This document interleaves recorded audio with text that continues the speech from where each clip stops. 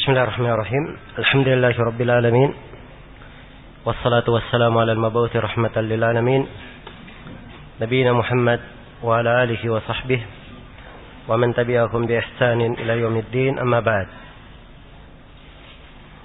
Ini majelis yang ke-17 dari pembahasan kita mengkaji kitab Al-Usul min Ilmi Al-Usul karya Syekh Muhammad bin Shalih Al-Utsaimin rahimahullahu taala. Iya, kita sudah berada di bab yang terakhir dari buku ini. Kata beliau rahimahullahu taala, at-taqlid. Pembahasan tentang taklid.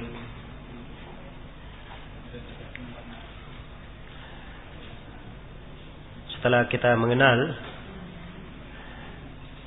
apa itu fatwa dan apa itu ijtihad, juga perlu diterangkan hukum berkaitan dengan taklid. Iya. Karena itu beliau mengkhususkan bab tentang taklid di sini. Kata beliau, ta'rifuhu, definisi taklid. Lughatan, wada'u syai' fil unuq muhitan bihi kal qiladah. Taklid adalah meletakkan sesuatu di leher, sesuatu yang mengikat leher itu, seperti kalung. Iya.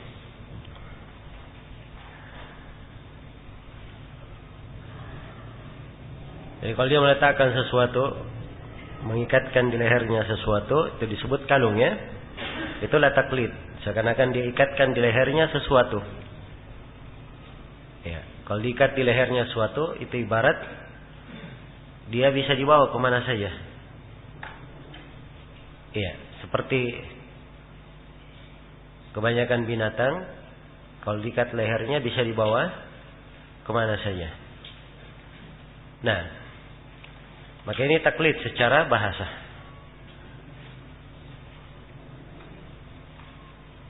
Kalau kita bahasakan umum, yaitu ikut-ikutan. Secara istilah, ittiba'u man laisa qauluhu hujjah.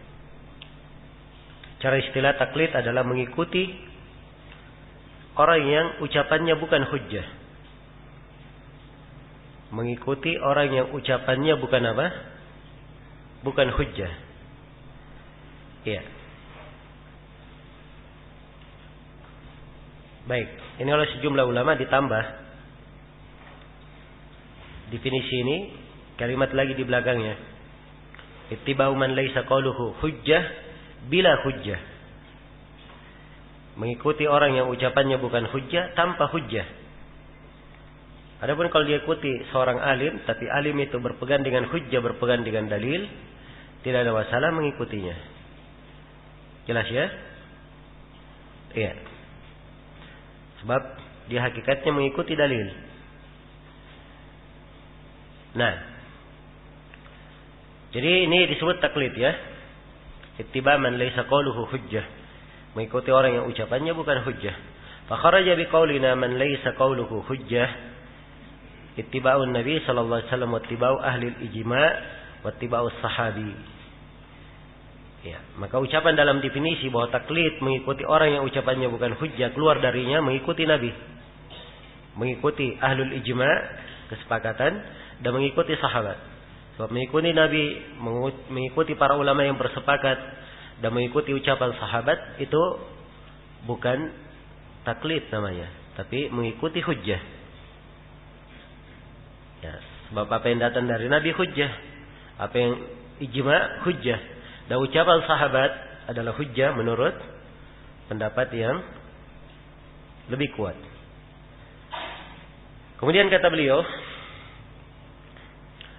baik, wattiba qaul sahabi idza qulna anna qaulahu hujjah, mengikuti ucapan sahabat apabila kita katakan bahwa ucapan sahabat itu hujjah. Kata beliau, fala yusamma ittiba'u syai'in min dzalika taqlidan.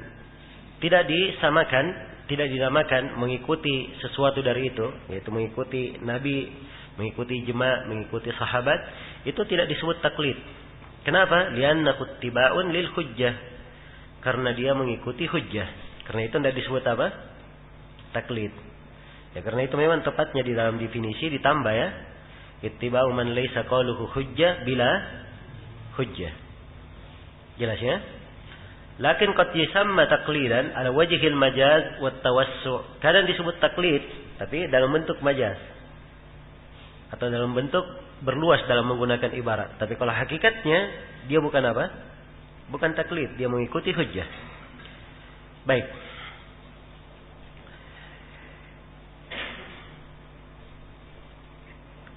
Kemudian Syekh rahimahullahu taala di sini menjelaskan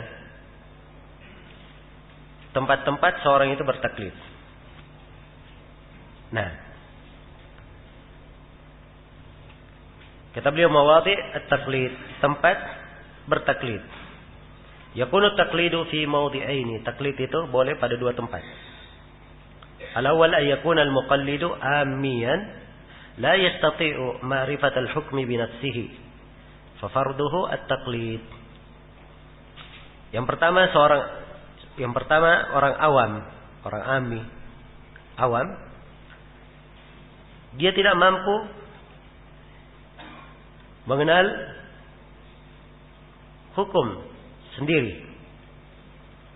Ya, dia tidak mampu mengetahui hukum sendiri dengan dirinya sendiri. Maka orang yang seperti ini kewajibannya adalah dia bertaklid, mengikuti.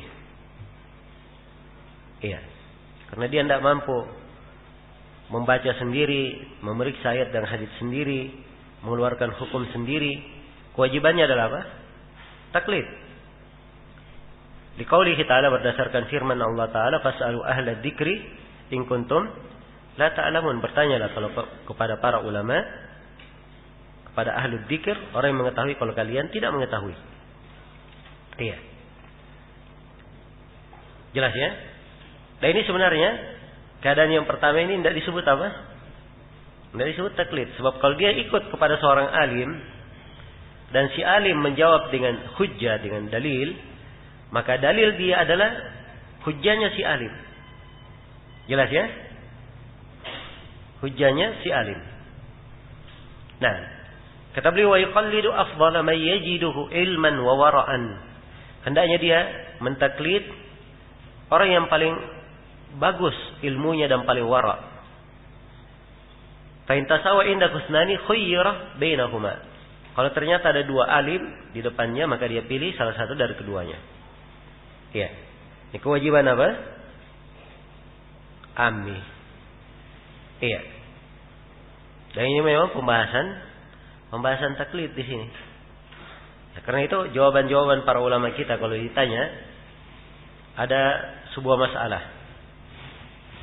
Ada dua pendapat ulama di situ. Iya. Ada yang mengatakan boleh, ada yang mengatakan tidak boleh. Apa kewajiban seorang mendapati hal ini? Iya. Kewajibannya yang pertama, kalau dia mampu berijtihad, dia berijtihad dulu, dia periksa dalilnya tiap dari keduanya. Jelas ya? Kemudian diambil pendapat sesuai dengan apa yang tampak baginya dari pembahasan. Dia tidak boleh mengikuti salah satu dari dua pendapat ikut-ikutan. Dia harus apa? Berijtihad. Iya. Ini kalau dia mampu. Kalau dia tidak mampu, maka ada kewajiban lain. Ya, pertama dia dengarkan dalil dari dua alim tersebut. Ya, ini bentuk lain ya dari memahami hujjah. Jadi dia dengarkan alim yang pertama kenapa dia bolehkan, alim yang kedua kenapa dia tidak bolehkan, apa dalilnya. Nah, setelah dia cermati dalilnya, dia condong kepada salah satu dari keduanya, tidak ada masalah. Sebab kalau dia condong, dia ikut kepada apa? Ikut kepada dalilnya. Kalau dia tidak mampu membedakan, taunya terima beres saja, boleh atau tidak?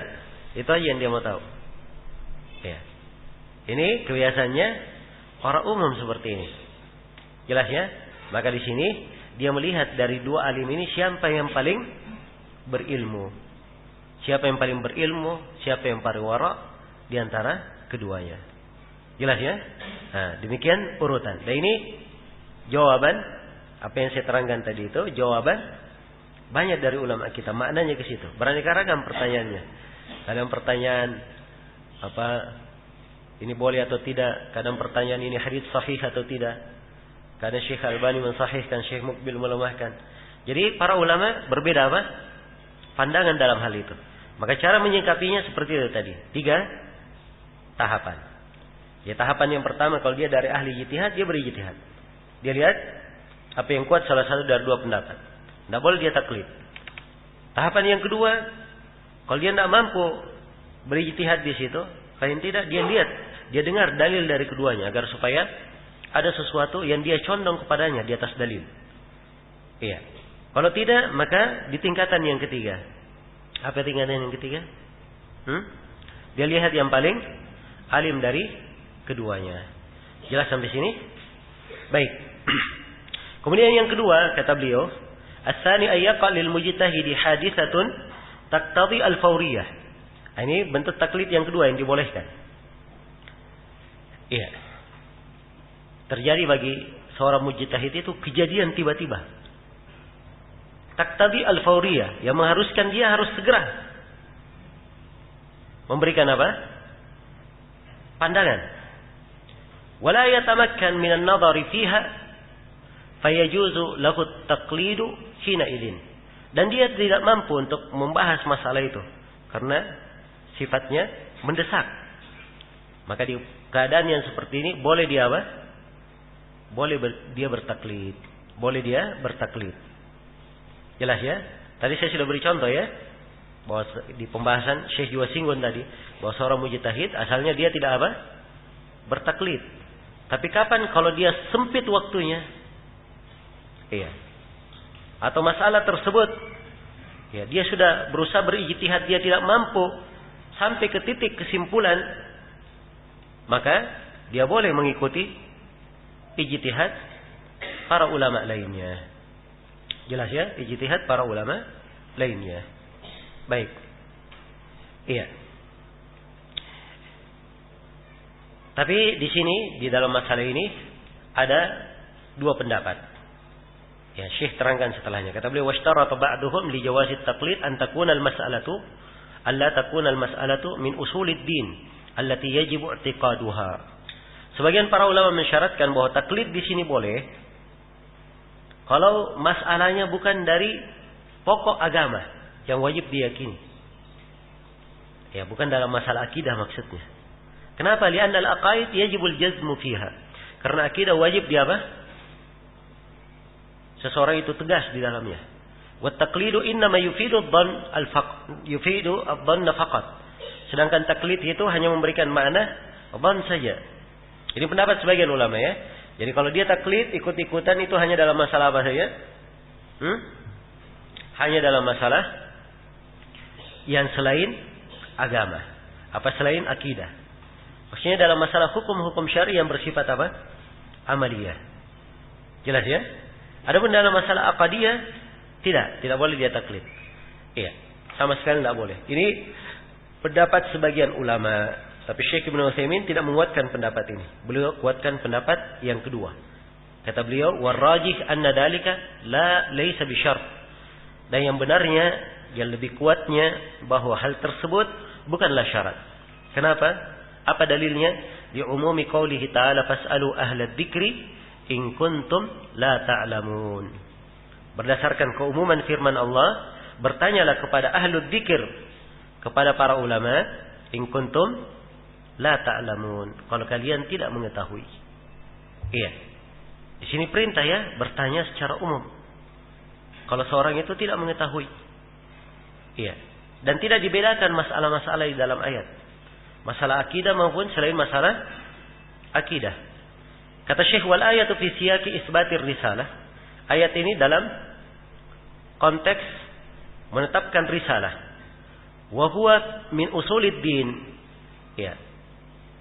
Dan ini dari pokok agama, yaitu dalam masalah akidah.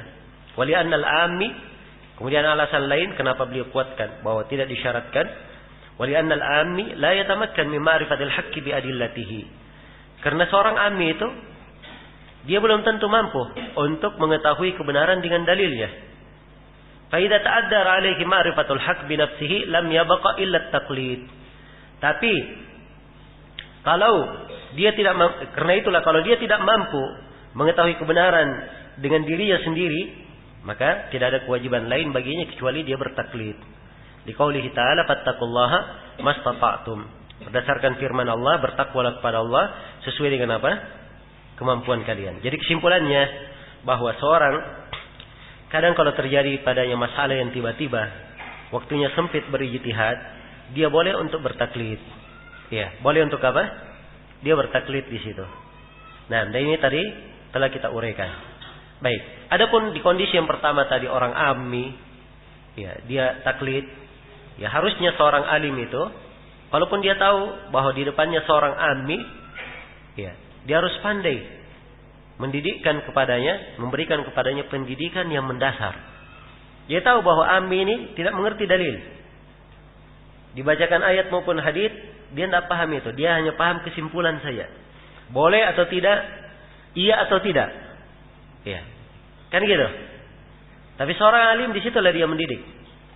Ya, disitulah dia mendidik. Datang orang bertanya kepadanya tentang hukum, dia kasih kesimpulannya, kemudian dia perdengarkan dalil-dalilnya kepada ammi ini, walaupun si ammi tidak paham. Tapi paling tidak si ammi sudah mendengar, oh si alim ini dia beri kesimpulan, dia bacakan kepada saya tadi ayat-ayat dan hadis-hadis. Ya, maka dia pun menjadi lebih tenang dengan jawaban. Jelas ya? Menjadi tenang dengan jawaban. Sebab memang memahami dalil, menghafal dalil, itu tidak semua orang bisa. Ya, tidak semua orang apa? Bisa dalam hal itu. Tapi paling tidak masalah tersebut, dia pernah dengarkan, dia pernah dengar dalilnya, dia itu dia jalani, dia yakini, maka insyaAllah ta'ala, itu sudah cukup baginya. Baik. Jadi ini dua masalah boleh bertaklid. Ya. Jadi pemahamannya, Syekh hanya membolehkan taklid dalam dua masalah ini. Di selain dua masalah ini boleh atau tidak? Hah? Selain dua masalah ini tidak diperbolehkan. Jadi itu maksud dari Syekh. Jadi hukum dasar dari taklid itu adalah apa? Adalah hal yang tidak diperbolehkan. Hal yang tidak diperbolehkan. Kecuali dalam dua pembahasan yang disebut di sini. Oleh Syekh rahimahullahu ta'ala. Nah. Baik. Setelah itu beliau menjelaskan di sini, iya, pembahasan lain, yaitu pembahasan anwa at-taqlid, bentuk-bentuk taklid. Kata beliau at-taqlid nau'an amun wa khaf. Amun wa khafun. Iya, taklid ada dua macam. Ada taklid yang am, yang umum, ada taklid khusus. Iya. Beliau sekarang ingin menjelaskan ya, beliau bagi pembagian taklid menjadi dua. Dan beliau terangkan apa hukum dari keduanya. Ya, bukan artinya dibolehkan dua-duanya, belum tentu. Tapi beliau ingin merinci bahwa orang yang bertaklid itu dua bentuknya. Ada yang bertaklid secara apa? Umum, dan ada yang bertaklid dalam permasalahan khusus saja, permasalahan tertentu saja. Iya. Dalam permasalahan tertentu saja. Kata beliau, "Fal'am ayaltazima madhhaban muayyanan ya'khudhu bi rukhasihi wa azaimihi fi jami'i umuri dinihi." Taklid am, umum itu, dia hanya memegang satu madhab saja. Dari satu madhab ini diambil seluruh keringanan-keringanan untuk dirinya. Ya, seluruh hal-hal yang wajib bagi dirinya pada segala perkara agamanya. Ini taklid am ya. Di segala hal dia cuma pegang apa? Satu madhab. Iya. Di madhabnya berkata boleh, boleh juga. Dia misalnya pegang madhab Syafi'i. Di madhab Syafi'i bilang boleh, boleh juga. Madhab Syafi'i bilang tidak boleh, dia juga bilang tidak boleh. Ya. Ini taklid umum pada satu apa? Satu madhab. Boleh atau tidak taklid seperti ini? Syekh terangkan hukumnya. Kata beliau, qad ikhtalafa al-ulama'u fihi. Ulama berselisih pendapat tentang ini. Faminhum man haka wujubahu li ta'adduri al-ijtihadi fil mutaakhirin. Di antara para ulama ada yang menghikayatkan wajibnya taklid di sini. Iya. Karena orang-orang belakangan sulit untuk berijtihad. Sulit untuk apa? Berijtihad. Ini pendapat sebagian ulama ya. Nah, pendapat yang kedua, wa minhum man haka tahrimahu. Di antara para ulama ada yang menghikayatkan apa? Pengharamannya. Jadi mengatakan haram. Sama sekali tidak boleh. Kenapa? Lima fihi minal iltizamil mutlaq li ittiba'i ghairin Nabi sallallahu alaihi wasallam. Karena kalau dia katakan boleh, ya, itu artinya dia berkomitmen mutlak untuk mengikuti selain Nabi. Yang diikuti kan wajibnya Nabi. Ini dia mengikuti madhab. Bukan Nabi yang dia ikuti, tapi apa? Madhab. Maka itu keharusan ke sana. Karena itu beliau hikayatkan bahwa ini tidak diperbolehkan. Tidak diperbolehkan. Diharamkan. Ya. Wa qala Syekhul Islam Ibnu Taimiyah, berkata Syekhul Islam Ibnu Taimiyah, "Inna fil qawli biwujubi ta'ati ghairin Nabi sallallahu alaihi wasallam fi kulli amrihi wa nahyihi wa huwa khilaful ijma' wa jawazuhu fihi ma fihi." Iya. Kata Syekhul Islam, sungguhnya pendapat yang mengatakan wajib taat kepada selain Nabi pada segala perintah dan larangannya. Iya. Ini pendapat menyelisih kesepakatan ulama. Dan orang yang memperbolehkannya dan pendapat yang memperbolehkannya ini fihi ma fihi. Ini ibarat ya kalau dikatakan padanya ada sesuatu yang terdapat padanya. Maksudnya apa? Padanya ada masalah. Pendapat ini ada masalah. Isyarat ya bahwa ini pendapat lemah. Jelas ya? Jadi orang yang mewajibkan ini dianggap lemah oleh Syekhul Islam Ibnu Taimiyah menyelisih kesepakatan. Wa qala, dan beliau juga berkata, "Wa man iltazama madhhaban muayyanan thumma fa'ala khilafahu min ghairi taqlidin li alimin akhar aftahu." Iya. Siapa yang berkomitmen dengan satu madhab tertentu, kemudian dia mengerjakan apa yang menyelisihi madhab tersebut tanpa taklid, ya, jadi dia sudah pegang satu madhab. Setelah itu dia selisihi madhabnya. Iya. Dia selisihi kenapa? Bukan karena taklid menyelisihi, tapi karena alim yang memberi alim lain, li alimin akhar aftahu. Karena alim lain yang memberi fatwa untuknya. Wala istidlalin bidalilin yaqtadi khilafa dzalik. Iya. Juga bukan karena pendalilan yang mengharuskan dia menyelisih hal tersebut. Wala udrin syar'i yaqtadi khilla ma fa'ala, dan dia tidak punya udur syar'i yang mengharuskan dia boleh mengerjakan itu. Iya. Maka ini kata Syekhul Islam, muttabi'un li hawa fa'ilun lil muharram bighairi udrin syar'i wa hada munkar. Orang yang seperti ini mengikuti hawa nafsunya, mengerjakan hal yang diharamkan tanpa udur syar'i. Dan ini adalah munkar. Ini adalah apa? Munkar. Baik. Kata beliau, "Wa amma idza tabayyana lahu ma yujibu rujhana qaulin ala qaulin." Ya. Adapun kalau nampak bahwa dia wajib menguatkan pendapat lain di atas pendapat yang dia pegang di madhabnya, ya. Apakah dia kuatkan tersebut imma bil adillal mufassalah in kana ya'rifuha wa yafhamuha? Apakah dengan dalil yang merinci kalau dia mengetahuinya atau memahaminya? Wa imma yara ahadar rajulaini a'lama bitilkal mas'alah minal akhar. Atau kalau dia melihat salah satu dari dua orang, salah satu dari dua alim itu, salah satunya lebih mengerti masalah itu daripada yang lainnya. Wa huwa atqalillah, dan dia lebih bertakwa kepada Allah fima yaquluhu, pada ucapannya. Fayarji an qaulin ila qaulin limisli hada. Maka di sini dia boleh rujuk dari pendapat ke pendapat yang lain. Fahada yajuz bal yajib. Kata Syekh, ini boleh bahkan wajib. Qad naqal Imam Ahmad ala dzalik. Imam Ahmad memberi nas tentang hal ini. Jadi kesimpulan ucapan Syekhul Islam Ibnu Taimiyah yang kedua ini, jadi kalau misalnya ada orang yang dia hanya mampu bertaklid saja mengikuti satu madhab, dia mengikuti madhab tersebut, ya. Kemudian dia keluar dari madhab, keluar dari pendapat madhab, karena mengikuti pendapat seorang alim yang lain, atau dia punya dalil tapi dalil tidak mengharuskan. Afwan ya, yang kedua, dia keluar dari ucapan tersebut tanpa dalil yang mengharuskan. Iya, tanpa dalil. Atau yang ketiga, kata beliau, dia tidak memiliki udzur syar'i. Ya, jadi dia punya madhab, terikat dengan madhab, tidak ada udur dia keluar. Maka ini kata Syekh dia mengikuti hawa nafsunya. Mengerjakan perbuatan yang diharamkan tanpa udur syar'i dan ini mungkar. Sebab asalnya dia hanya taklid saja. Asalnya. Jelas ya? Dia tidak mampu berpindah ke pendapat yang lain, dia tidak tahu. Ini pendapat lain benar atau tidak. Ya, ada alim lain memberi fatwa, dia tidak tahu yang mana yang lebih benar dari dua alim tersebut. Jelas ya? Kalau begitu dia mengikuti hawa nafsu. Kalau orang seperti ini. Tapi kata beliau, andai kata dia pindah ke pendapat lain karena suatu alasan yang kuat, seperti dia dapat dalil-dalil yang merinci dan dalil itu dia bisa pahami, ini tidak ada masalah. Atau dia ketemukan ada alim lain memberi fatwa, dan alim lain yang memberi fatwa ini lebih berilmu dan lebih bertakwa, maka ini tidak ada masalah. Iya, tidak ada masalah di sini. Baik. Jadi kesimpulannya di sini bahwa seseorang itu, iya, tatkala dia bertaklid, mengambil, iya, madhab secara umum, dia ikuti. Ini ada dua pendapat di kalangan ulama. Ada yang mewajibkan dan ada yang apa?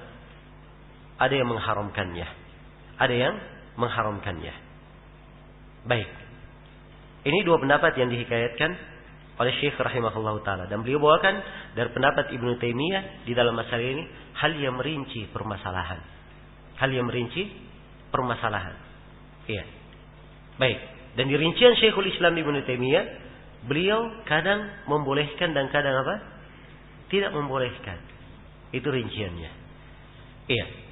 Baik. Kalau dia belajar penuntut ilmu, tidak boleh dikatakan dia apa? Taklid kepada madhab. Taklid kepada alim tidak boleh. Kan begitu? Baik. Karena itu ini pembahasan untuk ammi. Ya, untuk orang yang tidak bisa membedakan masalah agama.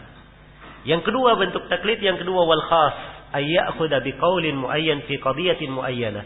Fa hada jaiz idza ajaza an ma'rifatil haqqi bil ijtihad sawa'un ajaza ajzan haqiqiyan aw istata'a dzalika ma'al masyaqqatil 'azimah.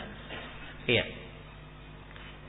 Keadaan yang kedua khusus, dia mengambil satu pendapat tertentu pada kejadian tertentu. Maka ini boleh. Kalau dia tidak mampu mengetahui kebenaran itu dengan cara berijtihad, apakah ketidakmampuannya benar-benar tidak mampu atau sebenarnya dia mampu, hanya saja dia sangat berat kalau ingin berijtihad di situ. Iya. Baik, jadi ini dibolehkan oleh Syekh di keadaan ini. Jadi secara umum, ya, taklid itu diperbolehkan di keadaan tertentu. Iya. Di keadaan apa? Tertentu. Dan dasarnya adalah firman Allah, fas'alu ahla dzikri in kuntum la ta'lamun. Dan juga dasarnya adalah firman Allah Subhanahu wa taala, ya ayyuhalladzina amanu in ja'akum fasiqun binaba'in fatabayyanu. Wahai orang yang beriman, kalau datang kepada kamu seorang yang fasik membawa berita, mintalah kejelasan. Artinya kalau yang datang seorang yang berilmu, seorang yang terpercaya, tidak harus dia minta kejelasan, boleh dia ikuti. Jelas ya? Boleh dia ikuti. Ini dasar yang membolehkannya, tapi di keadaan tertentu. Ya, adapun hukum asalnya seorang muslim, ya, di dalam banyak ayat, ya, diperintah untuk mengikuti Al-Quran dan Sunnah Rasulullah Sallallahu Alaihi Wasallam. Kalau berselisih, bukan dia ikuti ucapan orang, tapi dia ikuti apa? Al-Quran dan Sunnah. Fa in tanaza'tum fi syai'in farudduhu ilallahi war Rasul. Kalau kalian berselisih pada sesuatu, kembalikan kepada Allah dan kepada Rasulnya. Baik, selesai sudah ya pembahasan tentang taklid, pembagian-pembagiannya. Nah, sekarang Syekh memberikan pembahasan di sini tentang fatwa muqallid. Ya. Seorang yang hanya bertaklid saja, bolehkah dia memberi fatwa? Iya. Dia hanya bertaklid.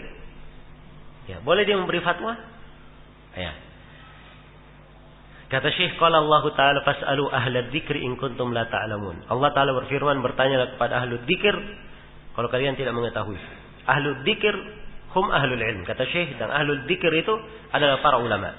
Wal muqallid laysa min ahli ilm al-matbu'in wa innama huwa tabi'un li ghairihi. Sedangkan muqallid itu bukan dari orang yang berilmu yang diikuti, tapi dia adalah orang yang mengikuti orang lain. Kalau begitu, ya, muqallid tidak pantas apa? Memberi fatwa, sebab dia tidak diikuti, dia mengikuti orang. Ya, beliau bawakan di sini ucapan Indah dari Ibnu Abdul Bar dan Ta'liq dari Ibnu Al-Qayyim. Qala Abu Amr Ibnu Abdul Bar wa ghairuhu. Ya, berkata Abu Amr Ibnu Abdul Bar. Harusnya Ibnu di sini, kalau penulisan ditambah alif. Ditambah alif ya. Berkata Abu Amr Ibnu Abdul Bar wa ghairuhu dan selainnya. Ajma'an nasu ala anna al-muqallida laysa ma'dudan min ahli al-ilm. Para ulama atau manusia sepakat bahwa muqallid itu tidak dianggap dari para ulama. Wa annal ilma ma'rifatul haqqi bidalil. Dan yang dimaksud dengan ilmu adalah mengetahui kebenaran dengan dalilnya. Itulah ilmu. Mengenal kebenaran dengan apa? Dengan dalil. Adapun muqallid, dia tidak masuk ke dalam ahlul ilm. Iya. Dia tidak masuk ke dalam ahlul ilm. Sebab dia hanya ikut kepada ahlul ilm, muqallid itu. Qala Ibnu Al-Qayyim, berkata Ibnu Al-Qayyim, wa hadza kama qala Abu Amr. Ya, ini seperti yang dikatakan oleh Abu Amr. Jadi benar ucapan Abu Amr ini. Kenapa? Fa innan nasa la yakhtalifuna fi anna al-ilma huwa al-ma'rifatul hasilatu anid dalil. Ya, karena manusia tidak pernah berselisih bahwa ilmu itu adalah pengetahuan yang muncul dari pemahaman dalil. Pengetahuan yang muncul, pengetahuan yang didapatkan dari dalil. Itulah ilmu. Jadi kalau dia dapat pengetahuan berasal dari dalil, itu namanya apa? Ilmu. Wa amma binuri dalil, fa innama huwa taqlid. Adapun ilmu yang didapatkan tanpa dalil, itu namanya taklid. Itu namanya taklid. Ini komentar Ibnu Al-Qayyim ya. Kemudian Syekh katakan, "Tsumma haka Ibnu Al-Qayyim ba'da dzalika fi jawazil fatwa bit taqlid salasata aqwal." Ya. Kemudian Ibnu Al-Qayyim setelah itu menyebutkan tentang masalah apakah boleh memberi fatwa dengan taklid atau tidak. Itu ada 3 pendapat. Kata beliau, ahaduhuma, pendapat yang pertama, la tajuzul fatwa bit taqlid li'annahu laysa bi'ilm. Tidak boleh memberi fatwa dengan taklid karena dia bukan ilmu. Wal fatwa bi ghairi ilmin haram. Dan fatwa tanpa ilmu itu adalah haram. Wa hadha qawlu aktsaril ashab. Alhamdulillah. Ya, jadi ini fatwa yang pertama. Tidak boleh bertaklid karena dia bukan ilmu. Karena fatwa tanpa ilmu adalah haram. Ini fatwa aktsaril ashab wa jumhuri Syafi'iyah. Fatwa kebanyakan ashab, maksudnya orang-orang Hanbaliyah.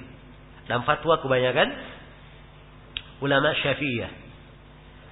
Pendapat yang kedua, anna dzalika jaiz fima yata'allaqu bi nafsihi wa la yajuzu an yuqallida fima yufti bihi ghairahu. Ya, yang kedua bahwa taklid, ya, fatwa dengan taklid itu boleh kalau kaitannya dengan dirinya sendiri. Adapun kalau dia beri fatwa kepada orang lain tidak boleh. Ya. As-salis, pendapat yang ketiga, anna dzalika jaiz.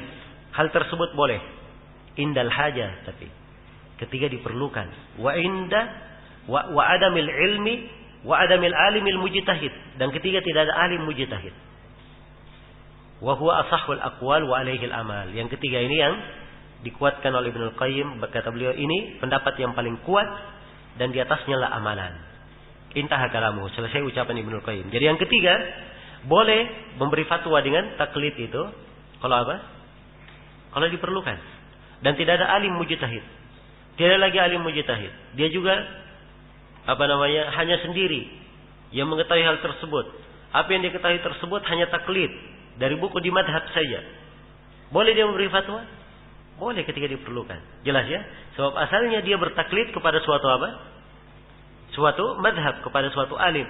Jadi ada bentuk sandaran pada alim tersebut. Cuma dia sendiri tidak bisa mempertanggungjawabkannya. Jelas ya? Maka ketika diperlukan, ini boleh saja.